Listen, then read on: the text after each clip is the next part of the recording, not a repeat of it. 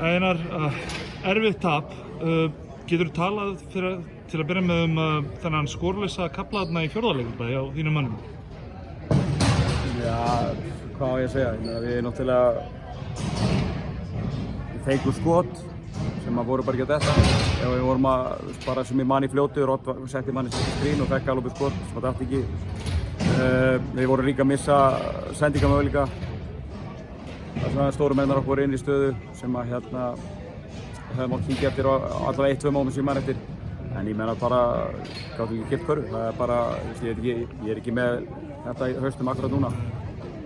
Fannst þér línan eitthvað breytast þarna á svona lokametrunum leiksins? Svona eins og farið eitthvað meira harka í leikinn eða var það eitthvað sem þú þurfti að tala um með það? Nei, ég meina leikur upp á líf og döð, þetta eru menn á milljón og það var alveg örugglega einhver atriði sem menn vildu hafa villur í báðar áttir en það er, þetta spáði dómgjaltinni eða? Já, bara hvað... Nei,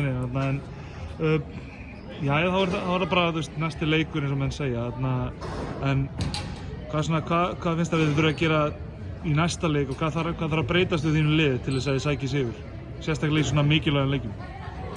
Ég var ánægður með fyrrhálfleikinn sóknarlega, það var bara gott tempó í því sem vorum að gera en það var ekki til staðar sérstaklega 7-15 mínútur. Það er hlutur sem að bara bregst og gerir vörninni auðvelt fyrir og já, ég segi bara á löngum stundum, ekki bara þessi 5 mínútna kafli, þá erum við bara að skora fá stig. Ég meina við erum að skora 31 stig held ég í síðar, það er bara allt og lítið.